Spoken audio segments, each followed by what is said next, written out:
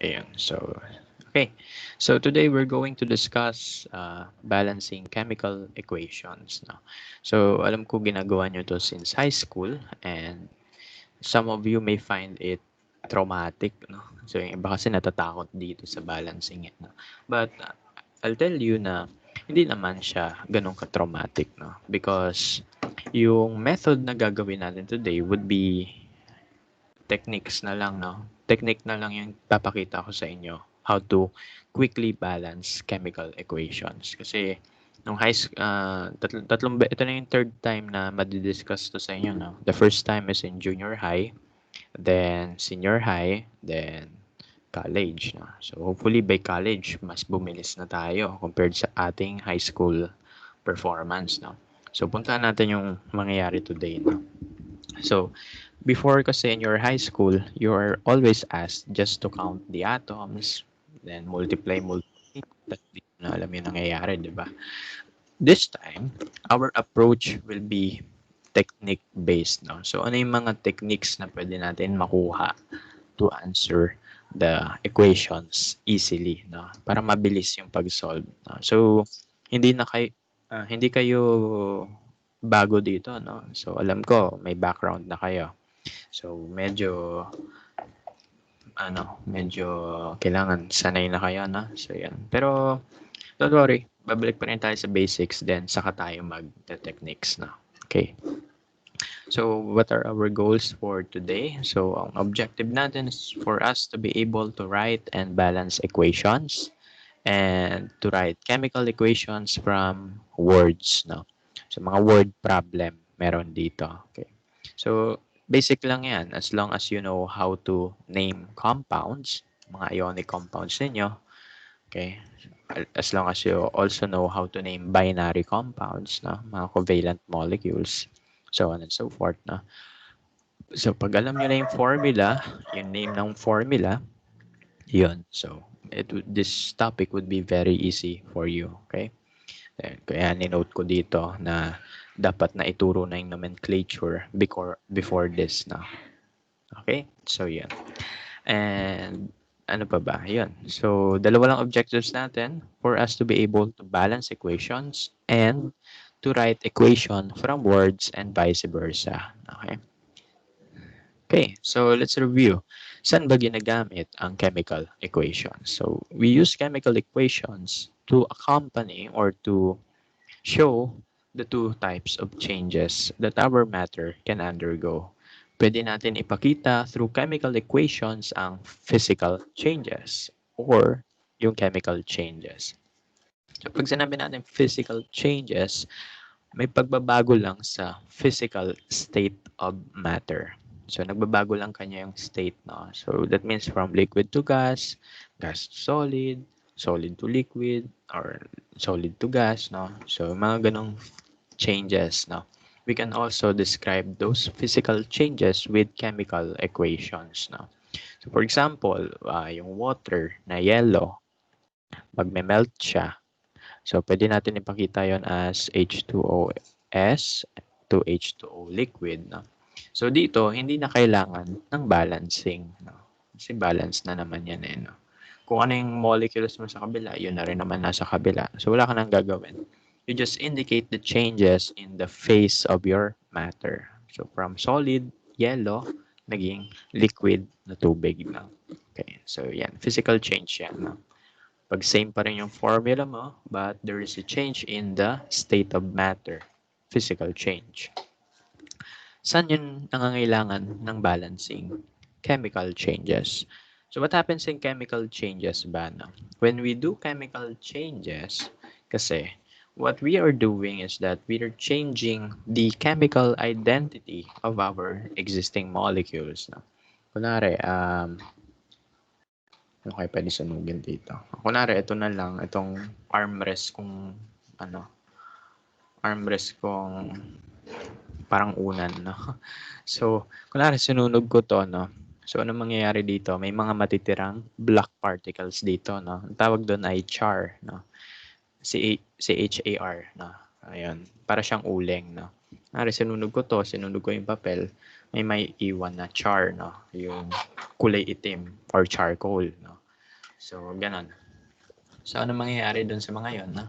So, ang identity ng matter ng charcoal ay iba sa original version niya. For example, sugar. Pag sinunog mo yung sugar, magiging uling yon.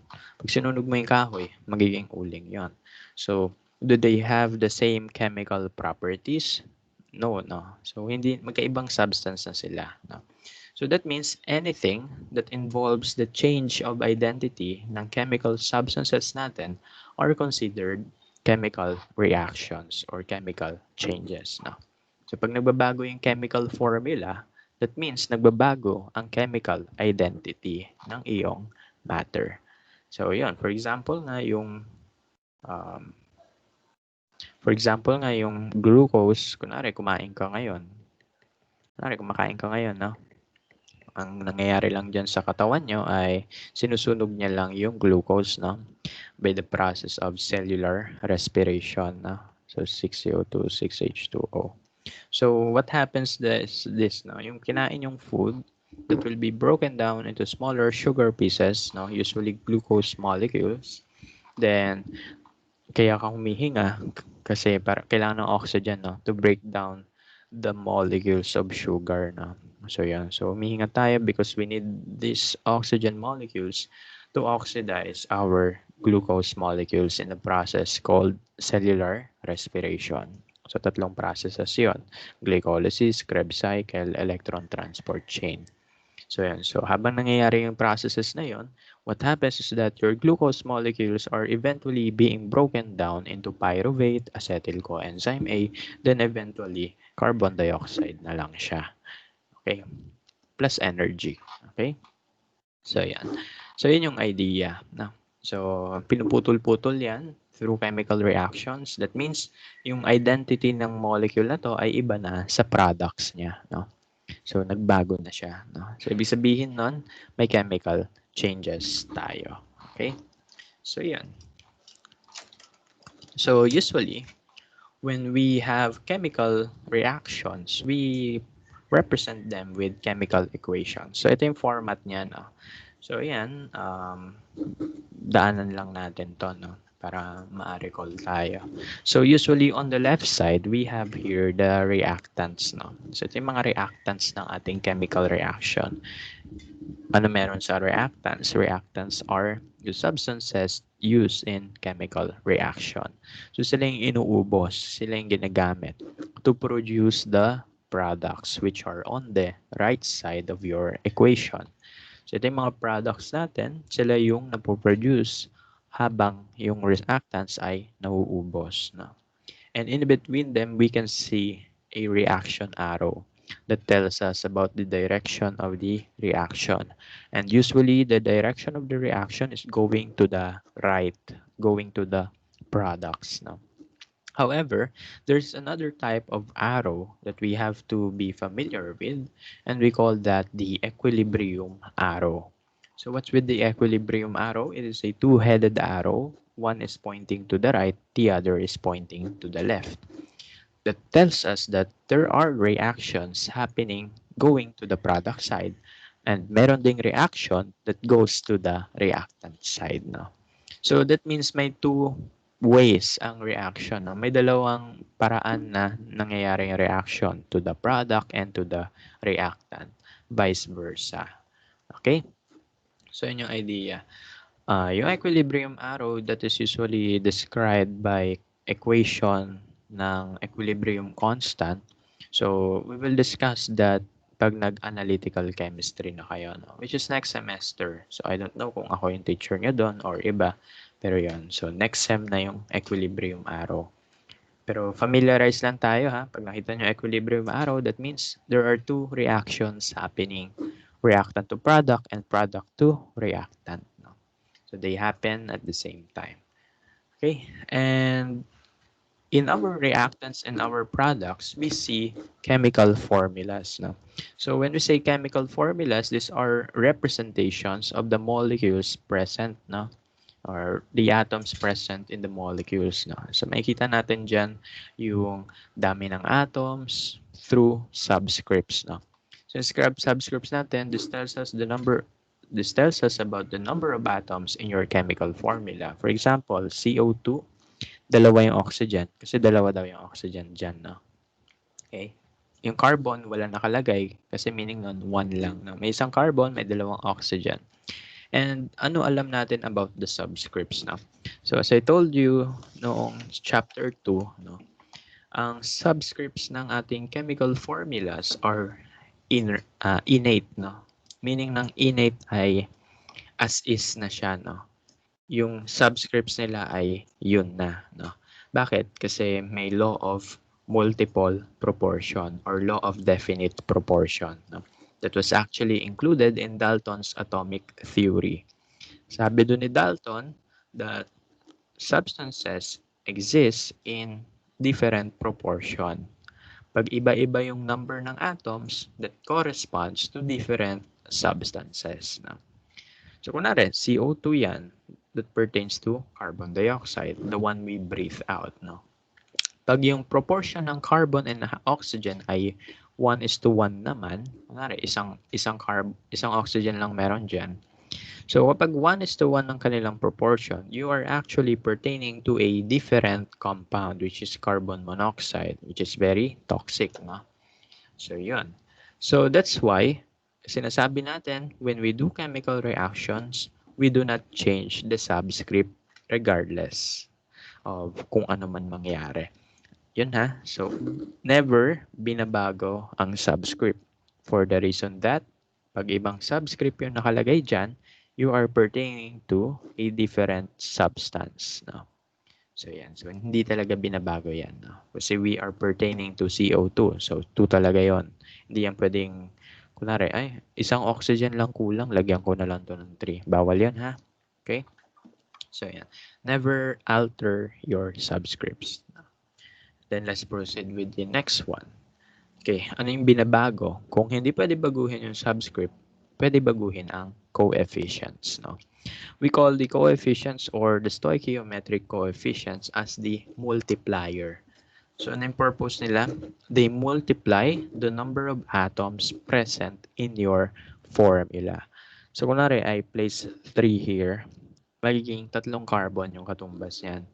So, that means 6 na oxygen din yung meron dito. So, nagiging multiplier sila, no? Parang algebra lang. Okay? So, yun lang yung idea. Okay?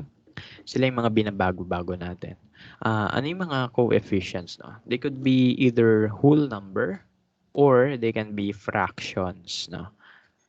Siguro yung iba ngayon lang nakarinig. Pwede ba yung fractions? Pwede po, no? Di-discuss natin mamaya. Okay, then last part is the state of matter. Sometimes they are written, sometimes they are not. Anyway, hindi naman ganun kakailangan. Hindi naman siya ganun kakailangan sa topic natin. Okay, so these are the states of matter. Syempre, hindi binabalance yan, no? So, pinapakita na lang kung ano yung appearance ng matter mo. Either if it exists as solids, liquids, gas, or aqueous, no? Or AQs, depende sa pronunciation nyo. So, yan, ha? So, we can have solid S, liquid L, gas G, or AQs, AQ. Sir, ano difference ng AQ sa L, sa liquid? Kasi yun yung question ng iba, no? Bakit kaya liquid to, tas yung isa aqueous?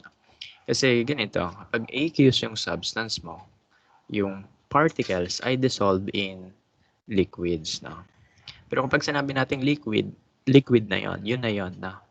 So, kumbaga, pag nakalagay yung AQ, aqueous, meaning nun, siya yung nakahalo sa tubig. For example, yung ions natin, AQ, meaning nun, yung ions nakahalo sa tubig. Pero yung tubig, never hahalo yung tubig sa tubig. Kaya walang aqueous na water. Always liquid water lang. Okay? So, yun lang yung difference, ha. Pag AQ, nakahalo. Pag L, siya yung hinahaluan. Okay? So, wala akong makikita dapat na H2O na aqueous, ha? Kasi yun yung humahalo eh. Walang hahalong tubig sa tubig, no? Kasi tubig na yun eh. Parang similar lang yan sa pagsabi na basa ba ang tubig o hindi. No? Parang ganun. nababasa ba yung tubig, mga ganong bagay na. Okay, so yan yung difference ng aqueous and liquids. Ang aqueous or aqueous ay nakahalo sa tubig. Ang liquid ay siya yung hinahaluan. Okay, siya yung dissolving medium. Okay, so more on that in analytical chemistry. Okay, so anyway, so those are the parts of our chemical equations. No? Ito yung question, bakit kailangan mag-balance? No? Kasi nakatamad. No? Yun sasabihin na iba. Kailangan natin kasi batas ng kalikasan yun. No?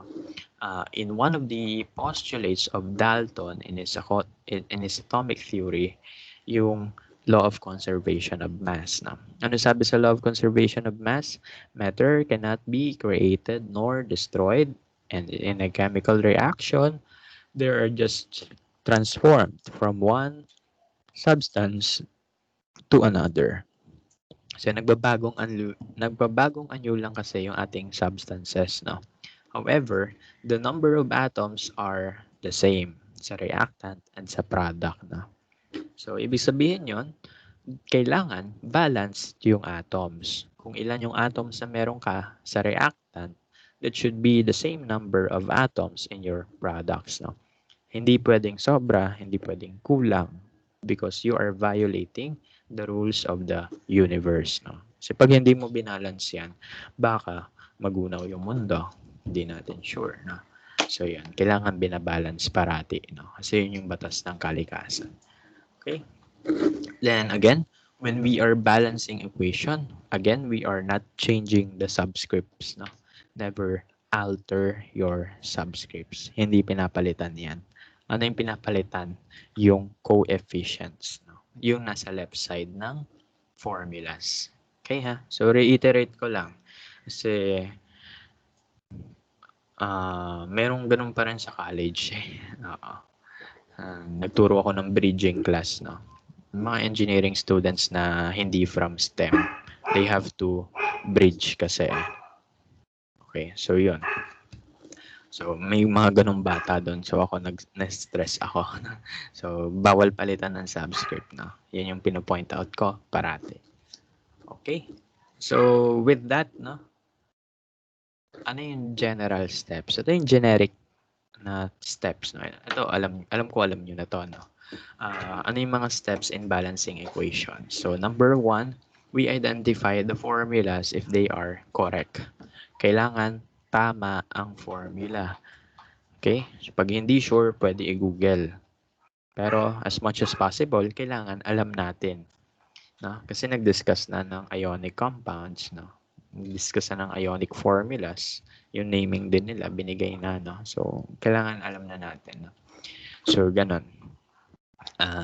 Yun. So, identify the correct formulas kung tama ba. Because kung mali yun, baka kasi magkamali ka sa pag-balance or worst case na yung hindi mo talaga sila mabalance. No?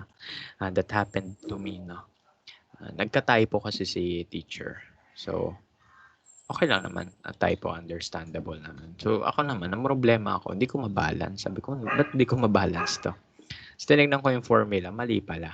Okay, so, yun, bonus point yun. Pag ganun. Okay, so you should be able to check if the formulas are correct. No? So after checking the formula, you identify the number of atoms present in the reactant and the product. No? Then you balance them, no, by adding coefficients.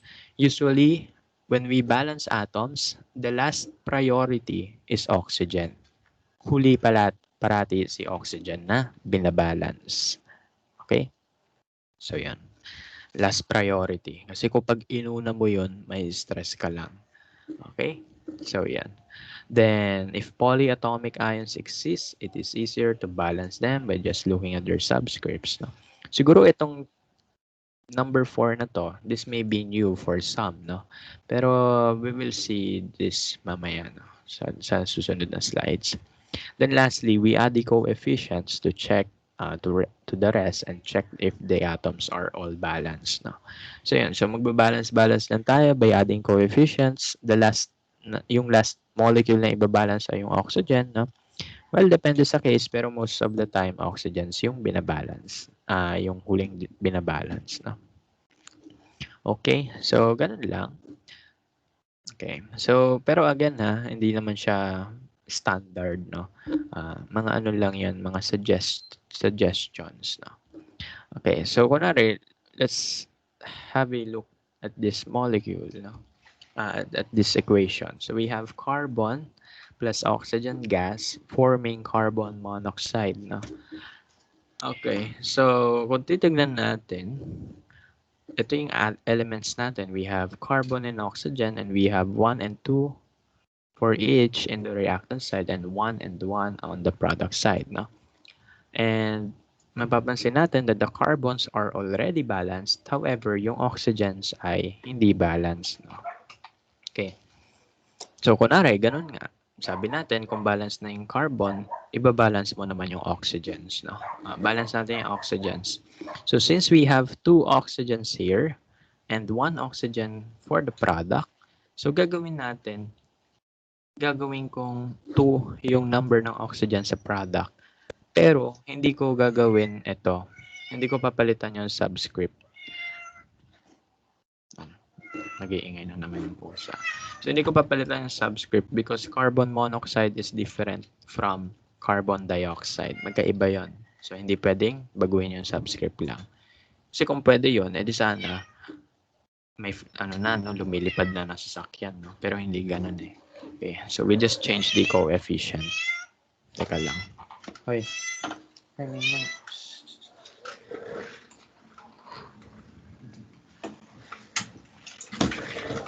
Meow. Tinatawag niya yung anak niya. Natutulog yung anak niya. Okay. So, yan. So, let's balance the oxygens kasi balance na yung carbon, di ba? Okay, so balance oxygens. So, we cannot change the subscripts, no? Because yun nga, bawal. Magkaibang substances yun eh. So, instead, I will place a coefficient 2. So, pag ginawa ko yun, magiging dalawa yung oxygens ko. However, yung carbon ko, magiging 2 din. Okay, so ibig sabihin unbalanced din yung carbons ko. So, babalik ulit ako kay carbon. So, I have 2 carbons on the product side, pero isa lang sa reactant side. So, lalagyan ko yon ng 2. Okay? That's the generic step in balancing equation. Ayan. So, ganun yung generic step sa pag-balance ng equations, di ba? Pero, sabi ko kanina, you can also use fractions. Pwede ba yun, sir? Pwede po. Pwede gumamit ng fractions. Paano? Ganito. So, tignan nyo. Ayan. So, ito yung alternate method natin. So, ayan. Mapapansin nyo, yung carbons balance na. Yung oxygen, hindi balance. No? Kunwari, gusto mo gawing 1 na lang yung gusto mo gawing 1 na lang yung oxygen para mag-balance sila. Kasi 1-1 to, edi dapat sana mag 1-1 na lang to, no? Okay? So, yan. So, ganito, maisip tayo. Anong pwede i-multiply sa 2 para maging 1? Ano kaya pwede i-multiply sa 2 para maging equal to 1 siya? Edi, 1/2. If we multiply 1/2 sa 2, magka-cancel yung 2's, then you will be left with 1. So that means I have to place my coefficient na 1/2 dito. And then my equation is already balanced. No? Yan, tapos na. Isang number lang nilagay natin. Tapos na. Yan. Tapos na yung klase natin. The joke lang. So ganun ha. You can use fractions. Again, sa fractions, pwede gamitin yan. No? Kunwari, ayaw mo na mag-effort masyado, edi gawin mo na lang yan 2, no? Or kunwari, masyadong tricky, pwede kang gumamit ng fractions, no? Depende sa case, na.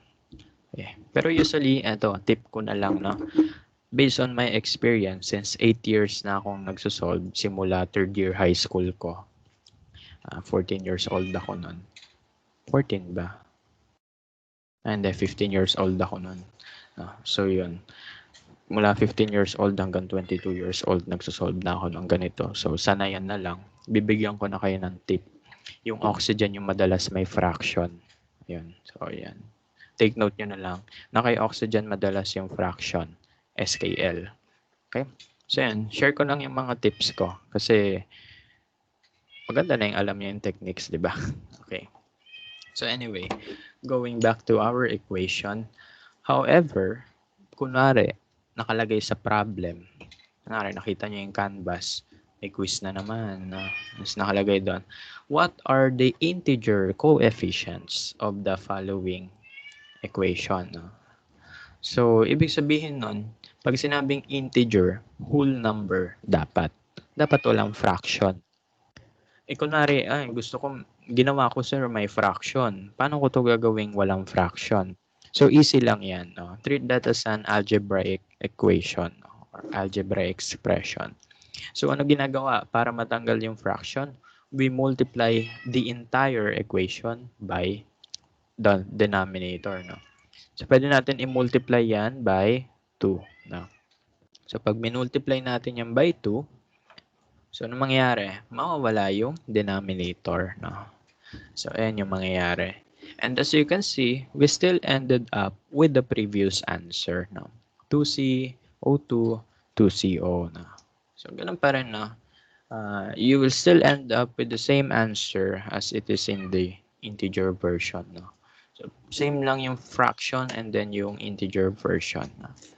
So, yan. Pero, sir, ano mas gusto mo? Depende sa problem. No? Pag stoichiometry, hindi ko na minumultiply sa 2 yan eh. Kung may fraction ako dyan, okay na ako dun eh. Okay? Pero kapag mga balancing, based on experience, yung mga question talaga dyan ay integers ang hinahanap, no? Pero yun nga, you may find fractions very helpful, lalo na kung complicated yung equations mo, no? So, yung mga bagay na yun, ano na lang, madidiscover nyo na lang personally, no? Uy, pwede ko gamitin pala yung fractions dito. Mga ganung bagay. So, kayo na lang makadiscover nun. And again, yung tip ko, most of the time, naka-oxygen ang fraction. Okay? So, yun yung tip number 1. Tatlong tips lang naman to eh. So, tip number 1, use fractions kung kailangan. Or kung yun yung mas madaling paraan. Okay? So, yan. So, yung, kung iba alam nyo na yan, edi good. Pero sa mga bago pa lang na nakaalam, edi good din, no? Let's proceed with the next one. So, for the next equation, ito pa yung tip ko sa pagbabalance ng equations. Second tip, recognize your formulas. Maraming types of chemical reaction. Ano yung mga types of chemical reaction? We have precipitation reaction, we have combustion reaction, redox reaction, ano pa ba? Acid-base reaction, no? Acid-base reaction leading to gas formation. So, maraming types of chemical reactions, di ba? So, we should be able to recognize kung ano type ng reaction yun nangyayari sa ating equation. Tignan natin. Anong type kaya to? Ang ingay ng pusa. Hindi ko lang kung naririnig niyo. Pero ako rinig na rinig ko eh. So, yun. Anong type kaya ng equation to? So, by just looking at the format, we can say that this is a combustion reaction. Ano yung format ng combustion reaction? On the product side, usually CO2 and H2O yon. So, yan. Then, may oxygen ka dito and yung CHO mo, no? It could be CH or CHO, no? Yan. So, CHO, no? So, may ganun ka. May ganun kang substances. CHO or CHOO, no? Yun yung mga nasa reactant mo. And then in your product side, you have your carbon dioxide and H2O. Okay? So, yan yung format ng combustion reaction. And, share ko na to, may proper way of balancing this equation kasi, no? Hindi ka basta-basta na lang magbabalance, no? May special steps para mabilis. Okay? So, ito yung special steps. Di ba mapapansin nyo, ang format natin, CHO. Kasi yun yung sequence ng pagbalance. Carbon muna, then hydrogen, then oxygen. Okay? So, ganun yung proper sequence of balancing them. So, let's balance carbons first, no? Then hydrogens. After balancing carbons and hydrogens, saka tayo magbabalance ng oxygens. Okay? So, when balancing your carbon atoms, you check the number of carbon atoms in your reactants. Pag alam mo na yung number ng carbon sa reactant mo, ibabalance mo yung nasa product. Then, tingin ko ulit sa reactant, yung hydrogen naman. Bilangin mo yung hydrogen in your reactant, then saka mo i-balance yung nasa product. Then, finally, yung oxygen na lang natitira. Bilangin mo kung ilang oxygen na yung meron ka sa product. Then, saka mo i-balance yung nasa reactant. Okay, so baliktad yung process pag oxygen na. Pag carbon and hydrogen, reactant, yung product ibabalance. Reactant yung basis, yung product yung ibabalance. Pero kapag oxygen na, yung products yung titignan, products yung basis, and yung ibabalance ay yung reactants. You can also use fractions in case na odd number yung oxygens natin. Just in case na odd lang. Okay? So let's have this for example. Ayan pa rin yung equation natin. So if you tabulate the number of atoms, they are obviously unbalanced. No? So aning steps? Carbon muna. Dito na naman siguro yung nagtitinda na may speaker. Ayan na naman siya. So anyway, so i-balance natin yung carbon. So apat yung carbon dito, sa kabila, isa. So to balance them, I will introduce a coefficient 4 kay CO2. Okay, so apat na carbon, apat na carbon. Tapos na. Hydrogens naman. So hydrogen, I have 10 hydrogens here, and I have 2 hydrogens here. So to make that 10, I will introduce a coefficient 5 kay H2O. So balance na yung carbon, balance na yung hydrogen. Last one is oxygen. Again, ano yung tip ko? Count the oxygens on the product side, then saka mo i-balance yung nasa reactant side. Okay? So, ayan, dito po na tayo.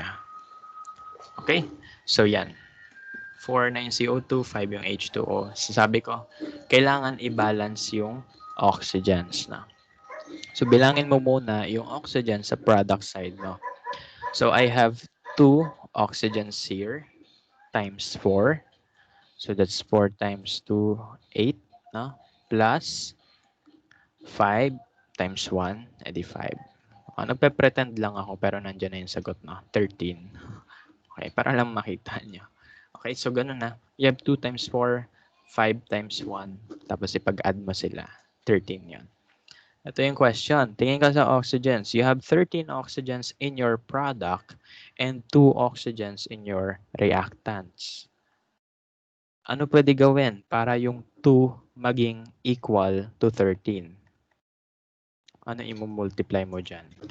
Edi, 13 halves. No? So, 13 over 2. So, pag kinancel mo yan, cancel natin. Cancel, cancel. You have 13. Diba? So, yan yung sagot na. 13 over 2. Balance na yan. And, tapos na. Okay? So, that's how useful fractions are, no? Kasi usually, ito napapansin ko, pag ako nakikitingin ng mga lessons ng mga high school, binabasa ko rin kasi yung mga learning techniques nila, no? And ang mako-comment ko na lang is ang gulo ng spiral system ng high school ngayon, no? Nakakaawa yung mga bata.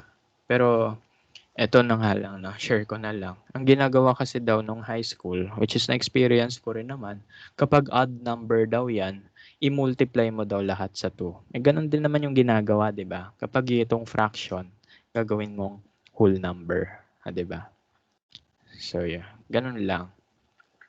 So, ganun na. Basta kapag odd number yung oxygens mo here, check mo kung kaya maging 13 din ng oxygen sa right side. No? Usually, that can be done by just using fractions. Okay? So, ganun, no? So, most of the time, again, naka-oxygen ang fractions, no? Most of the time, but not always, ha? So, hindi always may fraction dyan. Kasi sometimes may oxygen din dito sa ating CH, no? Baka kailangan mo mag-minus 1 para maging 12 yan. So, 6 na lang coefficient yan. So, ganun ha. So, case-to-case basis. Pero, yun yung tip na maibibigay ko sa inyo. Okay? If you want to remove the fractions, you want integer coefficients, then you have to multiply the entire equation by the denominator of the fraction. So, multiply mo sila sa 2, then you have your final answer. Ganun lang. So, easy, di ba? Last tip, no? So, dalawa na yung tip na nabigay ko. Use fractions. Number 2, combustion. Paano yung pag-balance ng combustion? CHO. Carbon muna, hydrogen next, oxygen last. Okay? And you can use fractions for oxygens. Last one. Last technique. Ito yung mga equations na yung mga senior high ko ay nai-stress daw. Pag nakikita nila, stress sila. No? Pero pag tinuro mo yung technique, mabilis na sila magsagot. No? Medyo nakakatuwa pag ganun. Kasi mga senior high pa yun. Mas kaya na nila, di ba? So, kailangan mas kaya natin. No? Okay. So, ito yung tinuturo ko kasi sa senior high. Technique agad eh. Effective naman. Mataas. Ito yung pinakamataas silang quiz parate. No? Yung balancing. Ang mababa sila yung mga calculation kasi medyo masaya magpa-solve eh. So, tinuturuan ko na sila ng calculus habang high school pa lang sila. So, yan. Masaya ang life. Kasi nagagamit naman daw nila pagdating ng college. So, yan. So, anyway, tingin tayo sa ating equation. Pag ganyan karami yung atoms sa equation mo, magduda ka muna. No? Tignan mo, ang daming atoms. Oh my God. No, babalance ko yan lahat? Oo, babalance mo yan lahat. No? Pero, ito yung third technique ko. Recognize your polyatomic ions.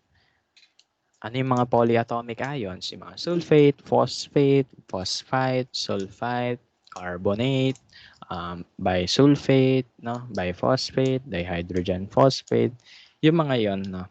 So, kailangan familiar kayo. Hindi ko sinasabing kabisado dapat ha. Familiar lang. Pero kung kabisado nyo, better no. So yan. So anyway. So pag maraming atoms, check mo kung may polyatomic ions na nag-exist sa reactant and sa product side.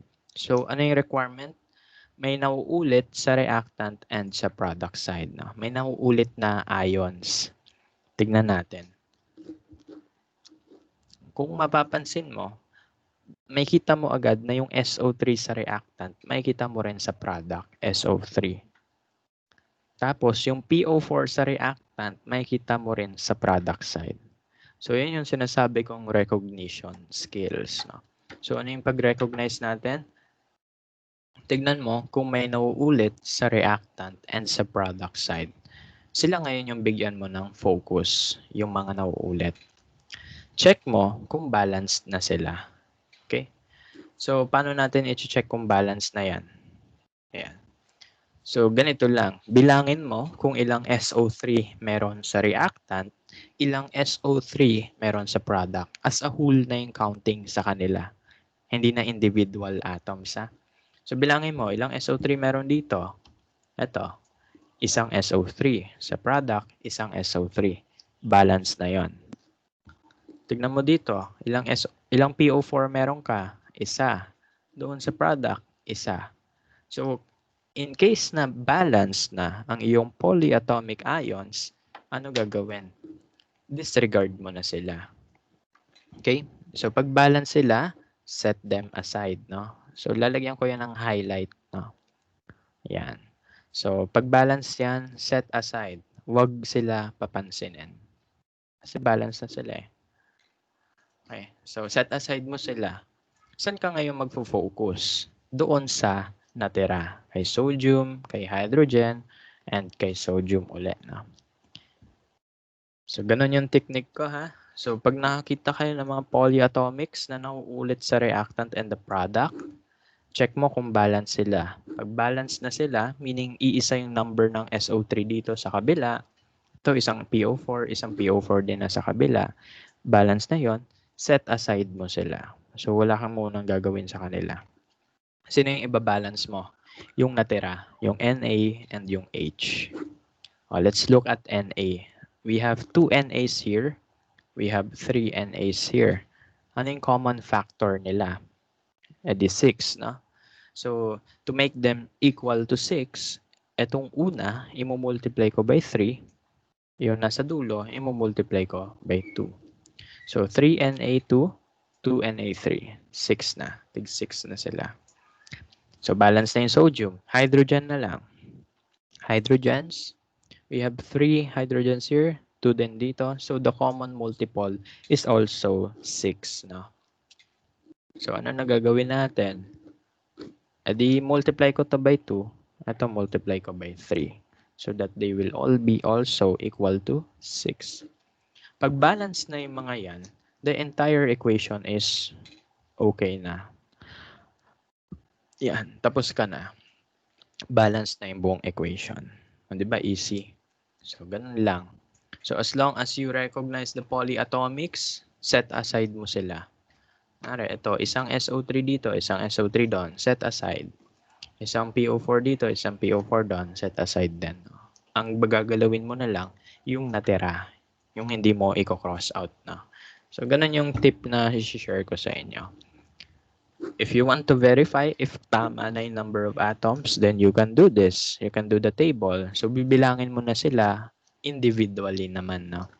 So, may 6 na sodium dito, may 6 na sodium doon. May 3 sulfur dito, may 3 sulfur din dito. May 17 oxygens dito. 3 times 3, 9. 4 times 2, 8. 9 plus 8, 17. So, ganun din dito sa product side. So on and so forth. No? So, yun yung pampabilis ng solving. As long as you know how to recognize ions, madali ang buhay. Ito yung question. Sir, paano kapag hindi balanced? Kasi dyan sa example natin, balanced eh. Paano kunwari dalawa ito? Kunwari may parenthesis dyan tapos may 2. Paano yon, no? So, pag ganun yung case, no, ibabalance mo muna yung polyatomic ions. So, paano ko ibabalance yung polyatomic ions? Gagamit ako ng coefficient. Kunwari, ano dito? 3 yung phosphate. So, gagawin ko, imumultiply ko tong formula sa 3 para maging 3 din yung phosphate ko. Okay? So, ganun. Then, saka mo ibabalance yung natira. Anyway, we have examples mamaya. No?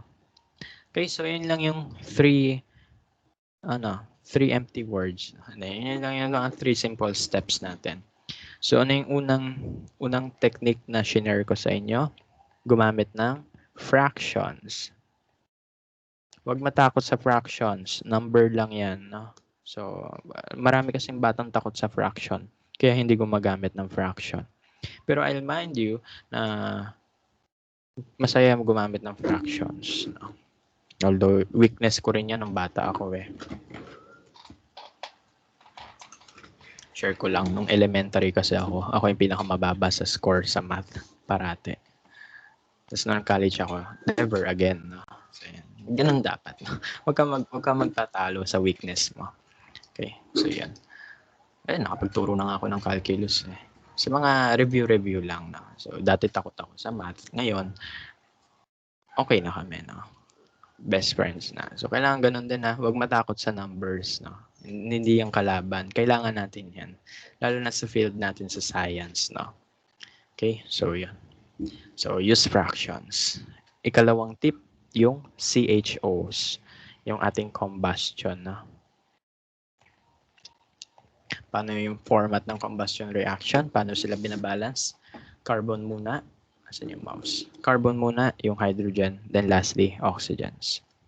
Then third tip ko sa inyo is yung polyatomics. No? So, tignan mo muna yung mga polyatomic ions mo. So, kapag yung polyatomic ions mo ay equal, ang gagalawin mo na lang yung remaining atoms. No? Okay? So, ganun lang ka-easy. No? Pero kapag hindi balance yung polyatomics, sila muna yung ipaprioritize mo. Ito pa yung fourth technique na sinabi ko kanina. Last, always, si oxygen. last siyang tinitignan kung balance. Okay, always nasa dulo. Huli siyang binabalance. Ganun talaga. Minsan, ginawa mo na lahat para mabuhay pero hindi ka pa ipa-prioritize. No? So, ganun talaga. Okay, pero thank you oxygen now for existing. Okay, so ngayon, share ko lang to, no? Ayan. So, ang gusto ko para ma-enhance ninyo yung skills nyo ay ganito. So, ito yung PowerPoint. Ako kasi gumawa ng PowerPoint na sa chapter 4, no? Kaya gamay ko to eh. Kasi ako yung gumawa eh. So, pag download nyo to, mamaya, download nyo na para may copy na kayo. Bakit? Kasi pag pinindot nyo yung notes, may answer sa mga questions. Narito question, exercises. Ayun yung answers. Nilagay ko na. Okay? So, para you can study at home talaga. Kaya yung format niya, di ba mapapansin nyo, may explanation kada slides na. Kasi ang akala ko, lahat ng students ay tal. Hindi naman pala lahat na. So, ayan na. So, eto. So, andito na yung answers. No? So, download nyo na lang. So, andyan yung solution. No? So, para gamay nyo na. No? Okay. So, ganun lang. Tingin-tingin lang kayo. Stoichiometry. Tignan nyo pa sa dulo. Ito, exercises. May solution na rin. No? Solution. Solution. So, yan. Download nyo na lang. Okay. Ayan, so naglagay din ako ng solution. Okay? So lahat ng activity dito may answers na and solution sa PowerPoint. No? Okay? Then ano pa? Yun. So medyo important kasi itong chapter na to. Kasi ito yung gagamitin nyo for the Anachem. No? Gagamitin nyo to sa Anachem eh. Ba't yung Teams binuksan ko? Yung Canvas dapat. So punta lang kayo ng Canvas. May additional worksheets akong in-upload doon yesterday. Discussions, section nyo. So, yan. Balancing equation. Again, hindi ko kayo nire-require sagutan to lahat. Pero, option nyo yon. No? Ganun kasi yung style ng teaching ko. No? So, ako binibigay ko lahat sa bata. O yan, pag-practice ka dyan. Bahala ka mag-practice. Okay, so yan, you have 40 equations to practice with. Bibigay ko na lang yun sa answer. Siguro next by Friday, halongkatin ko lang kung saan ko nilagay sa folder ko na. So yan, so tignan nyo. Titignan ko lang to, tapos may mga mare-recognize na ako, no? Na kung paano siya sasagutan. Kunwari, number 1, PO4. May PO4 doon. Uy, polyatomic. So sila muna ibabalance ko. Then saka ko na ibabalance yung iba. Ganun lang. Pero kapag hindi siya sumusunod sa ating format, sa ating mga techniques, manual yon. So, isa-isa ka magbabalance, no? So, yan. So, kunwari ito, hindi siya combustion, hindi rin siya polyatomic. So, paano yan binabalance, no?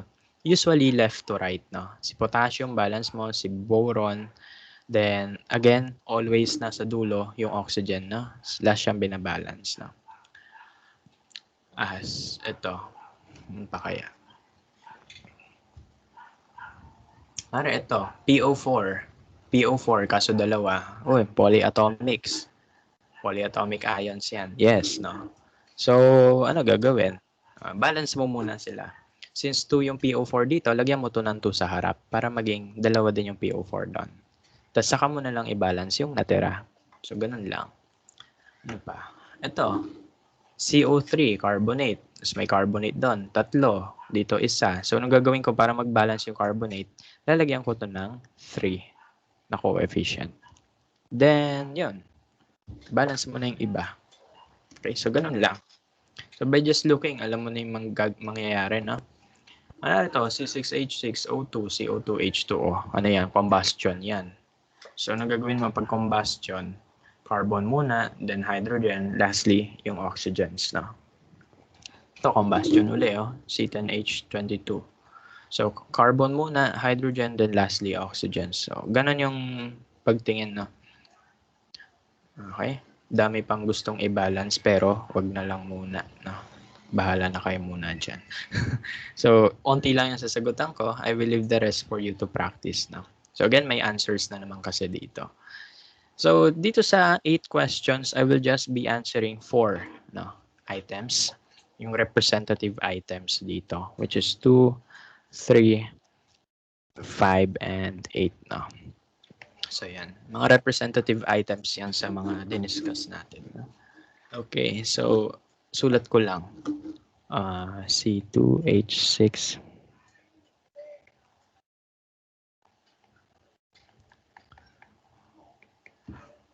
Ayan na. Plus. Kulang ng plus. Okay. So, yan. Zoom in tayo. So, format. Yan ay combustion. By just looking, kailangan alam nyo na yung format ng equation. Combustion yan. You have carbon dioxide and water eh. Then, you have your CHO on the reactant. No? CHO or CHOO na. Yes. CHO yan. CHO. It's carbon dioxide and water. So, combustion yan. So, paano binabalance yan? Carbon muna. We have 2 carbons here, isang carbon there. So, maglagay ka ng coefficient na 2. Balance na yung carbon. You have 6 hydrogens here. You have 2 hydrogens here. So, para mag-balance, lagay kang coefficient na 3. Then, last one, oxygens. So, again, paano yung oxygens? Tingin muna sa product, then saka i-balance yung nasa reactant. No? So, bilangin natin kung ilang oxygens meron sa product side. So, I have 2 times 2 plus 3 times 1. Yan. This is 2 times 2. Again, yung subscript minumultiply sa coefficient. So, this is 2 times 2. This is 1 times 3. So, yan ay square root of 49. No? 7. Para magising kayo. No? Okay, so yan, 7 yan. Sa reactant, ilan meron tayo? We have dalawa lang. O, ano i-multiply sa 2 para maging equal sa 7? 7 halves. No? So, pwede yan. Pag minultiply nyo yan sa 7 over 2, magka-cancel yan. You will be left with 7. No? So, 7 over 2. Balance na yan. Okay? So, balance na yan. Pero kung gusto nyo, whole number yan, ano gagawin? If you want your answer in whole number, then i-multiply mo yung buong equation by 2.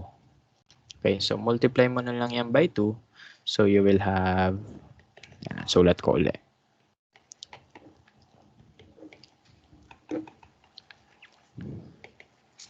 Okay, so pag minultiply mo yung equation by 2, kunwari ayaw ng problem ng fraction, sabi niya integers, meaning whole numbers. So i-multiply mo na lang lahat yan by 2. So magiging times 2 yan. 7 halves times 2 is 7. 2 times 2 is 4. And 3 times 2 is 6 na. So yan. Balance na yung equation na yan. If you want to check, edi sige. No? Wala naman tayong magagawa. Check natin. Reactant, product, carbon, hydrogen, oxygen. So, carbon, reactant, 2 times 2, 4. This is 1 times 4, edi 4. Hydrogen, 6 times 2, 12. This is hydrogen. No? This is 2 times 6, 12. Oxygen, 7 times 2, 14. And 4 times 2 times 4, 8.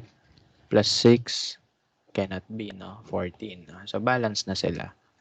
So, ganun, di ba? Easy, di ba? So, wala pang isang minuto, sagutan nyo na siya. So, ganun lang. So, yun yung technique ko for CHOs, for combustion.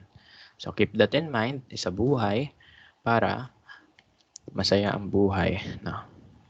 So, that's 2, 7, 4, and 6. No? So, ganun lang. Okay, so gamitin yung mga techniques.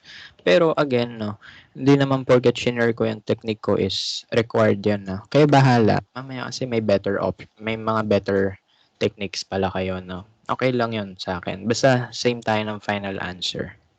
Okay. Kasi may students ako na may sarili silang method and nag-work naman para sa kanila. Hindi okay yon. Okay, ako ang goal ko lang naman is, yun nga, i-bring up uli yung balancing. Then, to try to share my experience and my techniques. No? Kasi ilang taon na ako naggaganito. 8 years simula nung nag-third year high school ako. No? So, yun. So, kaya siya nag-message sa messenger. Okay. So, ganun lang ha. So, yan yung first technique, combustion technique. No? So, let's proceed with number 3. Kopyahin ko lang. Na O.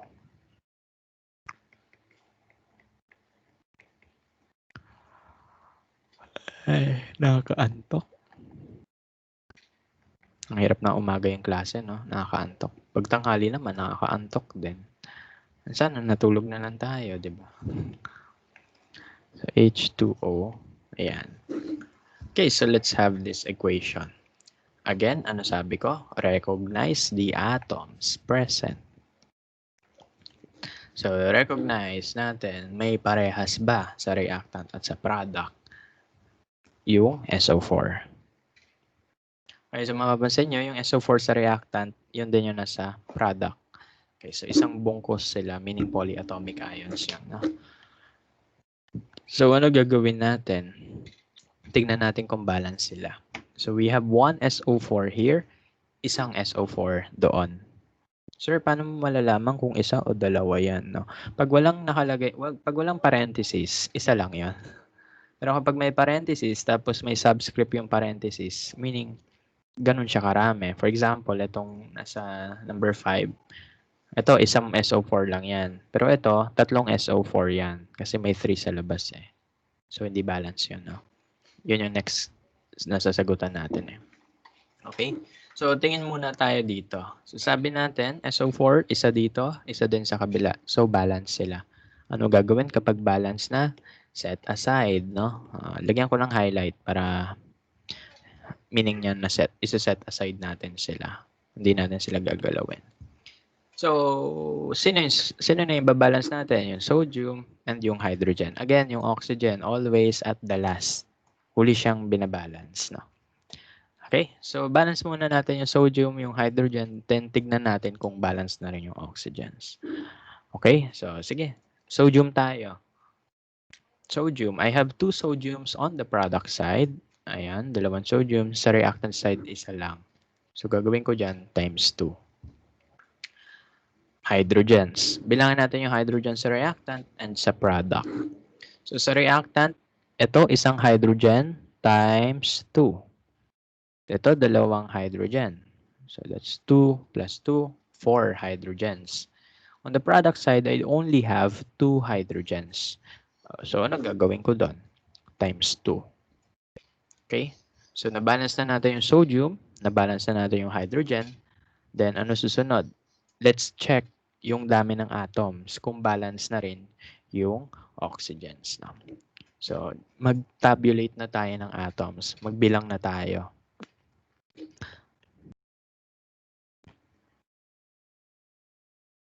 Reactant, product.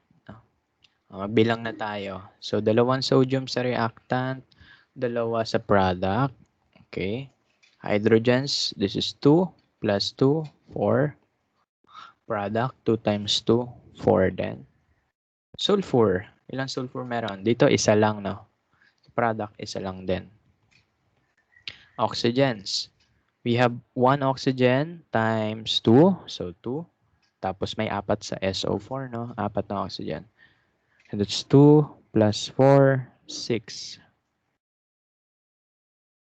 And we have 4 oxygens. Tapos ito, 1 times 2. So, 6 din na. So, balance din pala yung oxygens. No? So, ganun lang ka-quick yung balancing. No? As long as you know how to recognize the polyatomics, no? Madali na lang yung pag-balance ng yung mga natirang parts ng equation. Okay? So, yan. Sulat ko lang. This is 2 and 2. Okay, so ganun lang ka-easy. Proceed tayo sa next one. Number 5. Aluminum.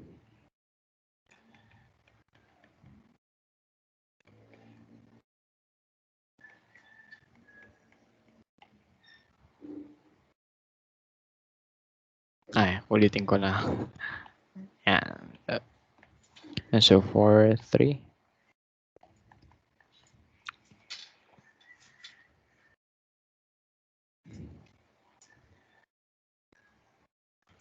Okay, so let's check this one. We have aluminum, sulfuric acid, and aluminum sulfate, and hydrogen gas. So, kailan alam niyo yung mga names ha? Okay, so sige. So, recognize natin kung may polyatomic ions tayo. Do we have polyatomic ions? Yes, SO4. However, are they balanced? No. Tignan nyo. Ilang SO4 to? Isa. Sa product side, ilan? Tatlo. Indicated by the parenthesis. So that means I have 3 sulfate on my product side. I have only 1 sulfate on my reactant side. So ang gagawin ko, I will prioritize that sulfate. Ibabalance ko muna yan. So lalagyan ko yun ng 3 na coefficient. So meaning nun, tatlo na yung SO4 ko dito, tatlo din sa product side. So since balance na sila, so set aside, no? Set aside na lang. Okay. So balance na natin yung natira. Aluminum. This is 1 aluminum. This is 2. So times 2 lang. Hydrogens. 3 times 2, 6. Dito, dalawa lang. So times 3. Tapos na. Okay, so ganun lang kabilis yung pag-balance na.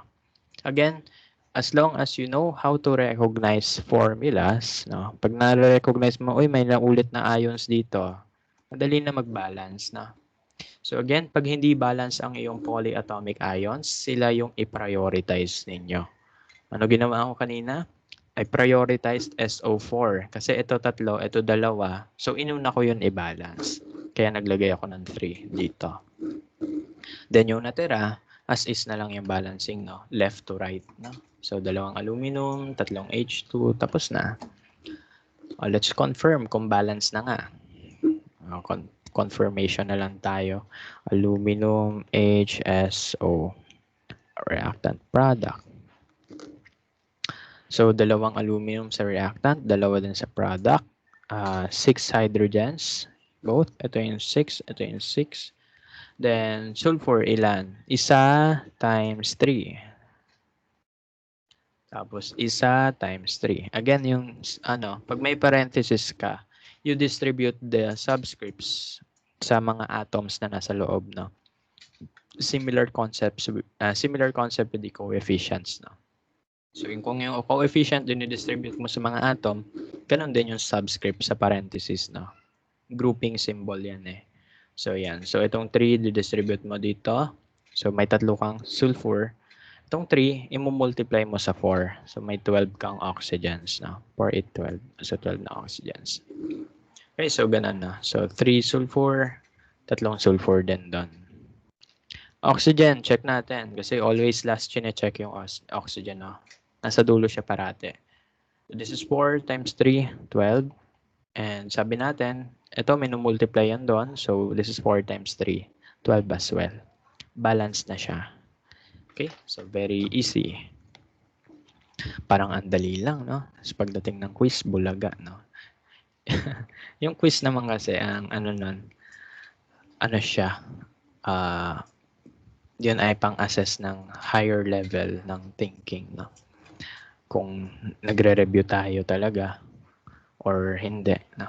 Kasi may napapansin ako na students na nasagutan niya yung buong quiz na 10 minutes lang. So, ako kaya ko sagutan yung quiz natin na mabilisan lang. Siyempre, ako yung gumawa eh. Pero, makikita mo rin kasi sa score, no, kung sineseryoso ba ng bata or hindi. No? Pero kung ako sa inyo, seryosohin nyo na, no? Kasi, lapit na mag-midterms, no? And tsaka, college na tayo. So, lahat ng bagay na ginagawa sa college, masaya naman, we can have fun, pero, kailangan serious din, no? Seryoso na masaya. Ganun yung college, no? Para ma-survive nyo yung college, yan, pagsabayin mo yung pagiging seryoso pero masayahin, no? Kaya, so ganun lang, no? Yung quizzes, that's preparation for exams, no? Okay, so yun lang. Yun lang. Seryosohin niyo lang yung mga ganap natin.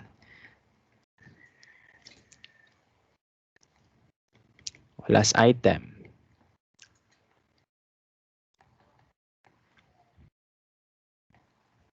Okay, so last item. So, ano yung ginawa natin?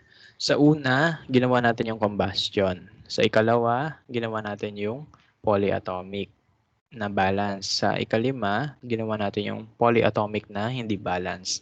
Itong number 8 naman, bakit ko siya pinili? Kasi siya ay hindi pasok sa tatlong techniques. Sa techniques na sinabi ko, yung dalawa, combustion pati yung polyatomics. Kasi tignan mo, wala namang carbon, walang polyatomic ions na nauulit dito, no? Yes, polyatomic si hydroxide, yung OH, polyatomic ion. Pero hindi mo siya makikita dito sa reactant, di ba? So, hindi mo siya makikita as separate ions. No? So, ano pwede gawin natin? So, ganito. Pag hindi pasok sa ating mga techniques, manual. So, paano yon? Usually left to right yung balancing. And again, yung oxygen last na binabalance. Huli parati yung oxygen na binabalance. Okay? So, ganun. So, let's try this. Left to right. Dalawang beryllium, isang beryllium.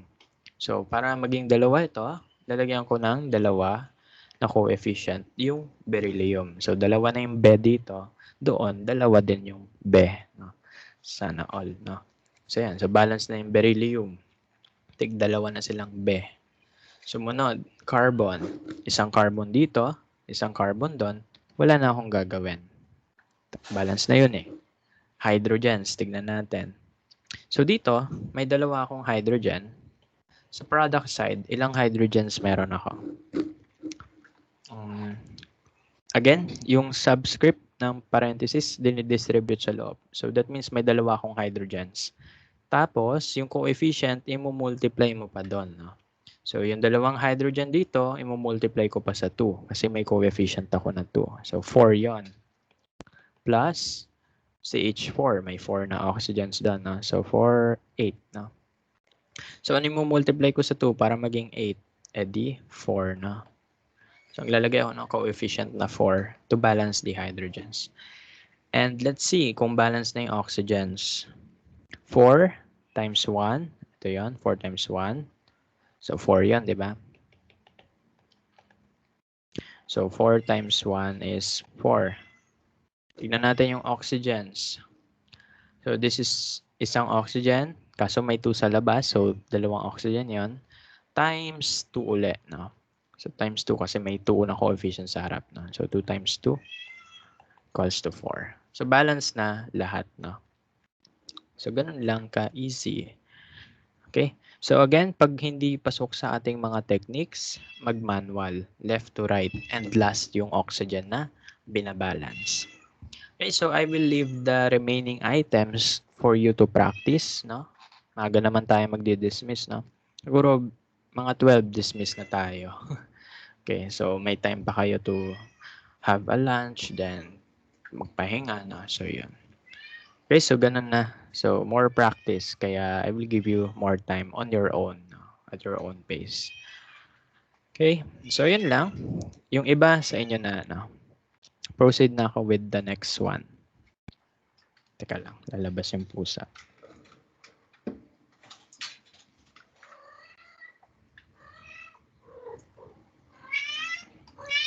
Nasa labas na siya. Ayun na siya. Yan na kaya. Ang hirap maging magulang ng pusa. Anyway, so yan. So punta na tayo sa last topic, no, which is about creating equations out of word problems. So sabi dito, ang paggawa ng ng equations from word problems ay madali lang. Madali lang naman as long as you know the chemical formula. Yun yung important, chemical formula. Kailangan alam nyo. Kasi pag hindi, balikan nyo muna yung chapter 3. No? So, ganun lang. Okay? So, basta interpret natin itong Number 1 example. Calcium hydroxide reacts with hydrochloric acid to produce calcium chloride and water. So, calcium hydroxide, ionic compound yan. Ide, meaning yan, anion yan. Metal name, cation yan. Okay, so, ano yung ion, ano yung charge ng calcium? 2 plus, kasi nasa group 2. Ang hydroxide, minus yan. Then, ano ginagawa? Criss-cross. Yung 2, lalagay mo doon. Yung 1, lalagay mo doon. So, ang formula ay CaOH2. Hydrochloric acid, familiar tayo dyan, HCl. No? Calcium chloride, no? CaCl2 lang din yan. Ca2 plus, Cl minus. Sumobra. Cl minus, yan. Then, crisscross, yung 2 doon, yung 1 dito. Okay, so that's CaCl2.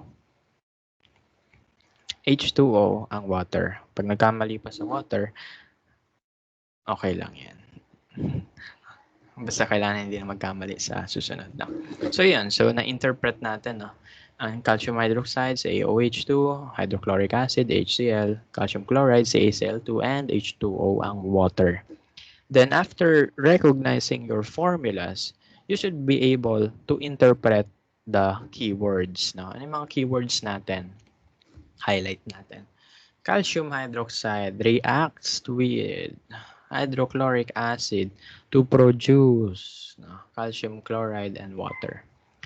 So by just looking at the keyword, you can actually have an idea, you can infer an idea about the reactants and the products. Pag nakita nyo yung word na reacts with, that means ito at ito ay reactant. Tapos, pag nakita nyo yung to produce, any word sa right side niyan ay products. Any word na nasa right side or any formula na nasa right side niya ay product. So, that's how you interpret it. So, reacts with, meaning yan, reactants. Usually, may mga with, yan, reactant yan. To produce, meaning yan, anything on the right side ay products. Okay? So, ang formula or the equation would be CaOH2 plus HCl, arrow, CaCl2, H2O. However, responsibility natin to check if that is balanced. Bakit siya responsibilidad? Kasi batas ng kalikasan yan. Okay, so sundin na lang natin yung sinasabi ng nature. Kailangan balance to. So you check this and you will end up with this formula. CaOH2 plus 2HCl yielding CaCl2 plus 2H2O. Okay, so ganun lang. So yan yun lang. Let's have another example. Methane burns with oxygen to form carbon dioxide and water. Methane. So, pag hindi familiar, okay lang i-google sa akin. Pero it doesn't mean na hindi kayo familiar sa lahat. Mamaya ginoogle nyo na lahat. Bawal yon.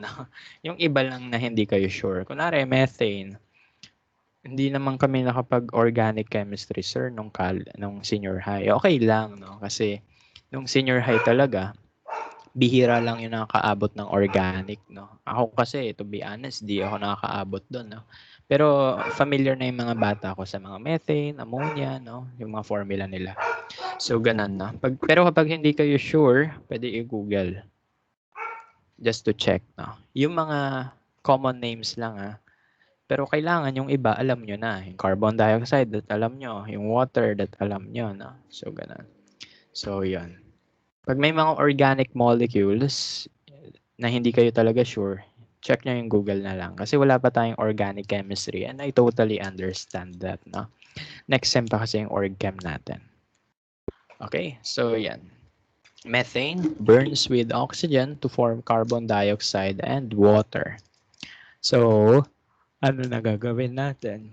So, pag inalam nyo yung formula ng methane, that's CH4. Ang carbon dioxide, CO2. Ang water, H2O. Ang oxygen, ito, pinpoint ko lang. Oxygen. Pag sinabing oxygen, sa word problems, it doesn't tell you na O atom lang yon, na isang O lang yon. Kasi pag sinabing oxygen, matic, O2 talaga yon, no? Okay, so yun yung mga automatic na diatomics, no? So ano yon? Mga oxygen, O2 lang yon, no? Pag sinabing fluorine gas, F2 yon.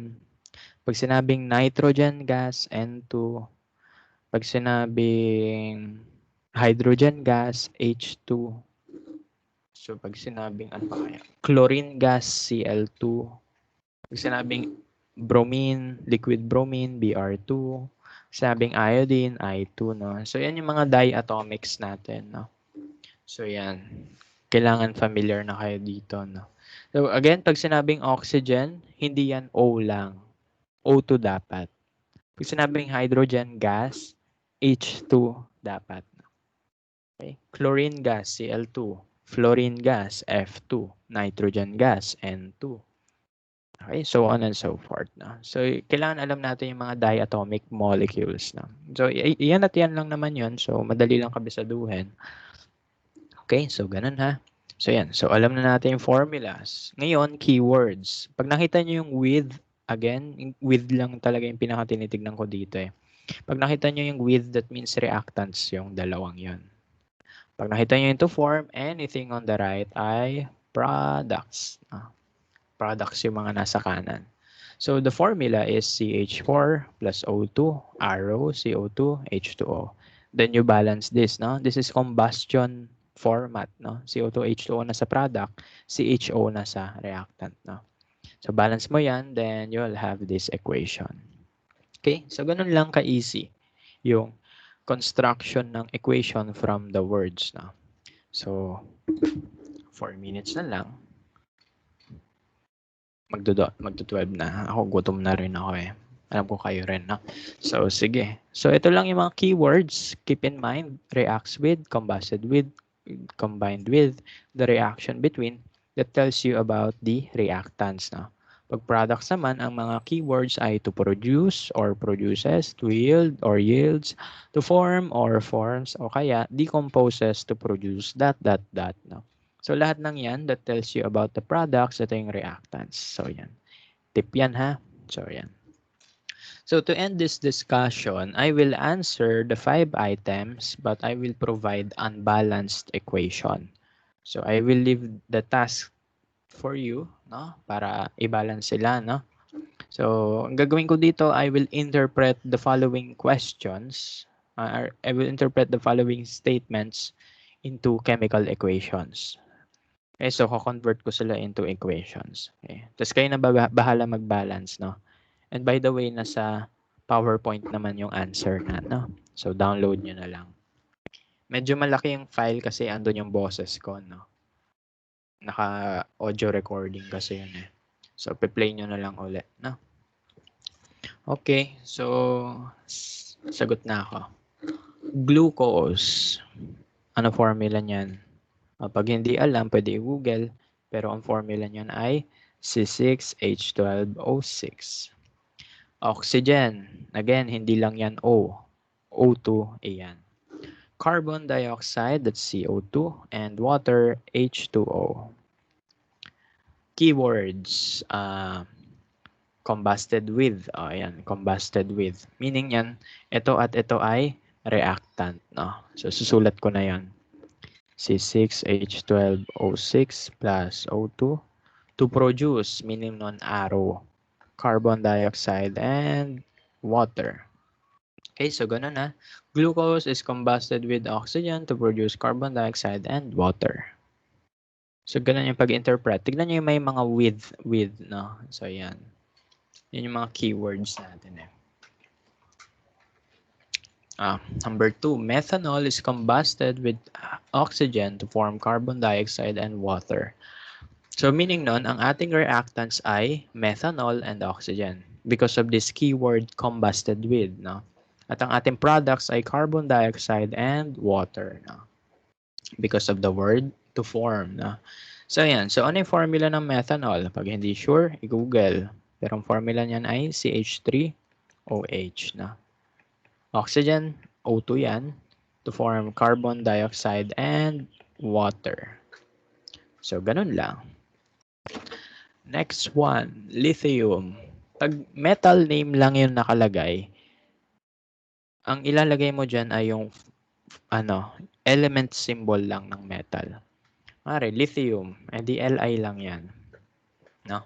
So, ganun lang yung mga tips. No? Lithium reacts with water to form, arrow yon pag ganun.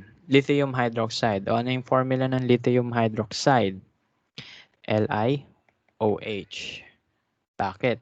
Kasi lithium is positive 1 in charge. Kasi group 1 metal yan. Hydroxide is negative 1 in charge. So, pag nag-criss-cross ka dyan, 1 and 1 lang din yan. No? So, you will have LiOH lang. And hydrogen gas. So, ayan. Hydrogen gas, again, H2 iyon. So, keep in mind ito ha. Ay, hindi yan. Ayan, keep in mind yung ating mga diatomic molecules. Okay, so yan. Number 4.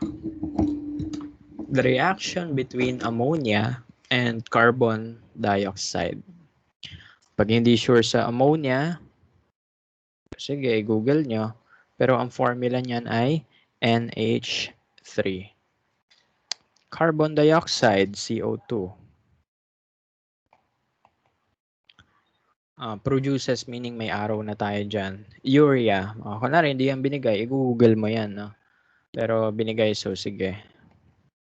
Pero again hindi porket inalaw ko kayo mag-google is Google dependent na tayo. No?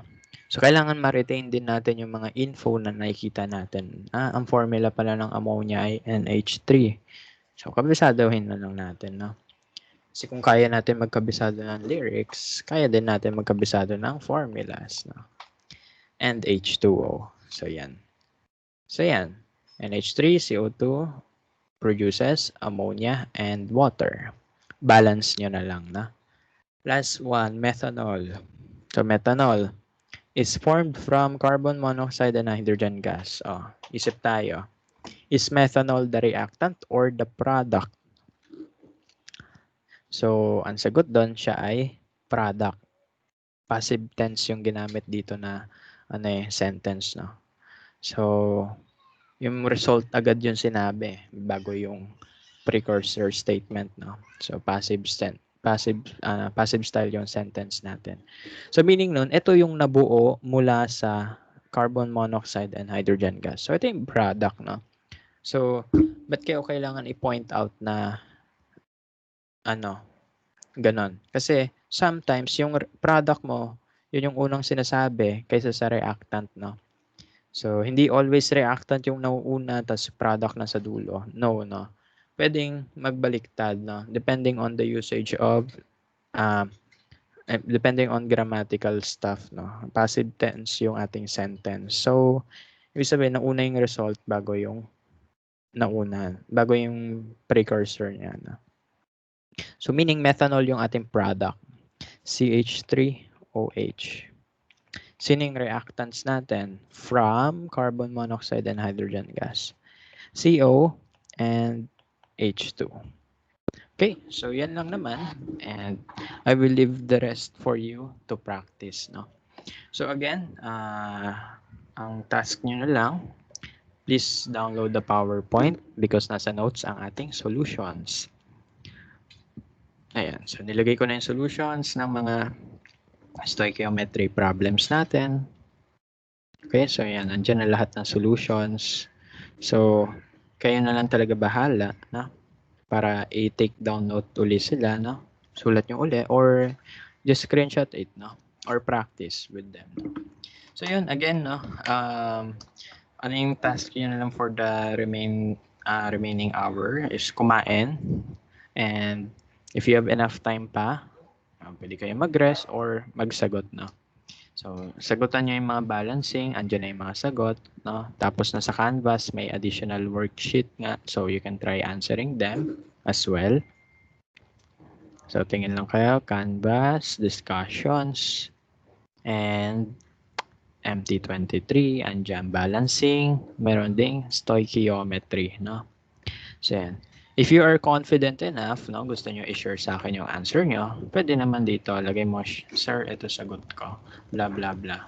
So, yan na. So, pwede nyo ilagay yan doon. Pwede nyo i-comment para makita rin ng iba yung solution ninyo. Okay? So, yun lang.